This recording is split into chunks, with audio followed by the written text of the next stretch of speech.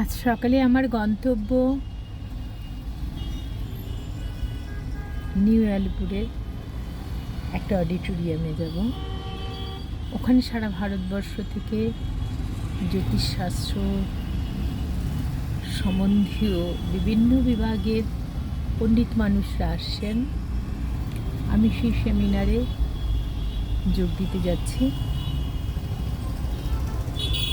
আসলে আমরা যে জ্যোতিষশাস্ত্রটাকে জানি, চিনি বা তার সম্বন্ধে আমাদের এত কৌতূহল, আমরা ভাবি তাকে নিয়ে, চেনার চেষ্টা করি, যেটা ভারতবর্ষের প্রথম অংশ থেকে এই বরাহমিহিরের সময় থেকে যেটা শুরু হয়েছিল চর্চা,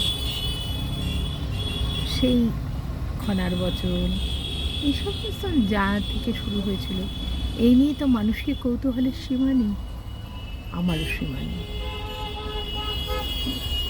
আমি লেখালেখির জগতের মানুষ,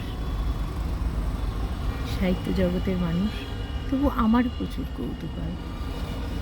তা ভারতবর্ষের বিভিন্ন প্রান্ত থেকে মানুষজন যখন আসছেন, বিশেষ করে পণ্ডিত ব্যক্তিরা একটা সেমিনার করছেন, সৌভাগ্যক্রমে আমার একটা টিকিটও জুটে গেছে সেমিনারে অংশগ্রহণ করার জন্য। আমি ওখানে অংশগ্রহণ করব, যাব, ঋদ্ধ হব ভারতীয় প্রাচীন এই শাস্ত্রটার ওপর। আমার ভীষণ ভালো লাগছে। আমি সকাল 9টায় তাই বেরিয়ে পড়েছি বাড়ি থেকে।